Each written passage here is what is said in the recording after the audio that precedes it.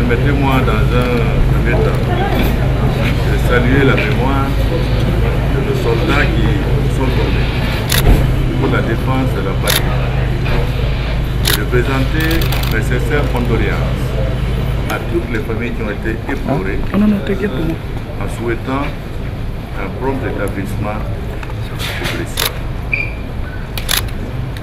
Il est important que nous reprenions l'initiative sur l'Est. C'est pourquoi, sans rentrer dans le détail des opérations que nous mènerons, je voudrais vous rassurer et assurer le peuple burkinabé que les dispositions seront prises pour non seulement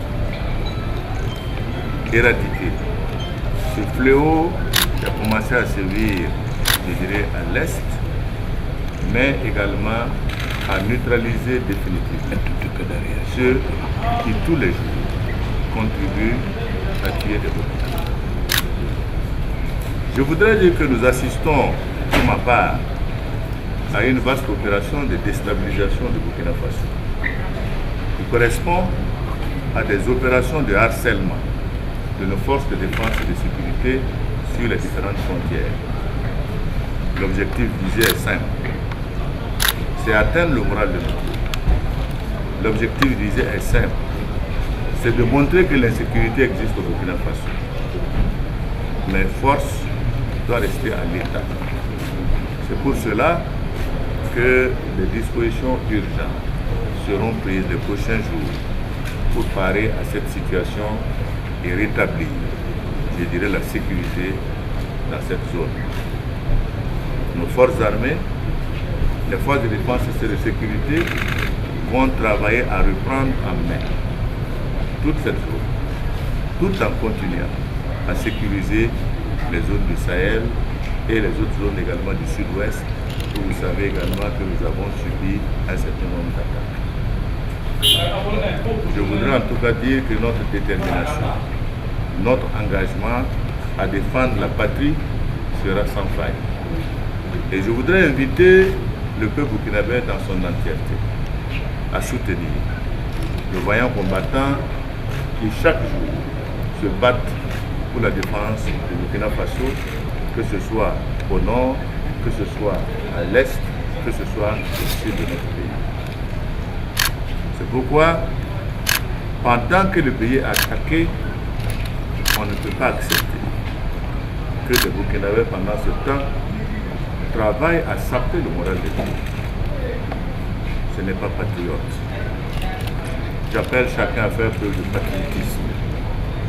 Parce que la défense de la nation est une défense collective sur laquelle chacun de nous doit jouer sa partie. Je voudrais profiter de l'occasion pour saluer la vaillance de nos troupes sur le terrain, les encourager à garder le moral haut. Nous avons eu un certain nombre de décès, ils sont nombreux, mais je pense qu'avec notre engagement, le terrorisme ne pourra jamais vaincre le Burkina Faso. La victoire appartiendra toujours, non seulement à nos forces armées, mais également au peuple burkinabé dans son entièreté. Je voudrais également noter que ça a été également l'occasion de revenir sur un certain nombre de situations qui concernent également nos forces armées nationales, qui ont perdu beaucoup d'hommes, qui ont créé beaucoup de familles qui sont dans la désolation.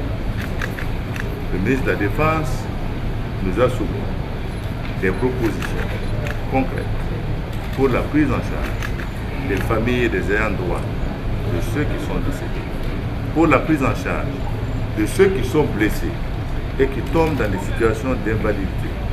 Et nous allons examiner toutes ces questions lors de nos prochains conseils pour que, avant fin septembre, les décisions soient prises également pour pouvoir veiller à tout cela. C'est clair que nos forces armées sacrifient leur vie pour la nation. Il est tout à fait normal que la nation, même si nous ne pouvons pas racheter la vie de quelqu'un, leur soit reconnaissante.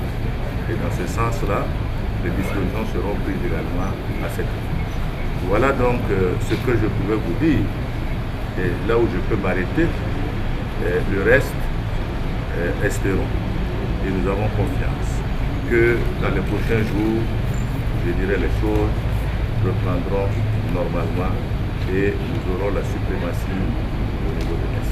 Voilà ce que je voulais dire en sortant donc de ce Conseil supérieur de la défense nationale que nous venons de terminer. Merci beaucoup pour votre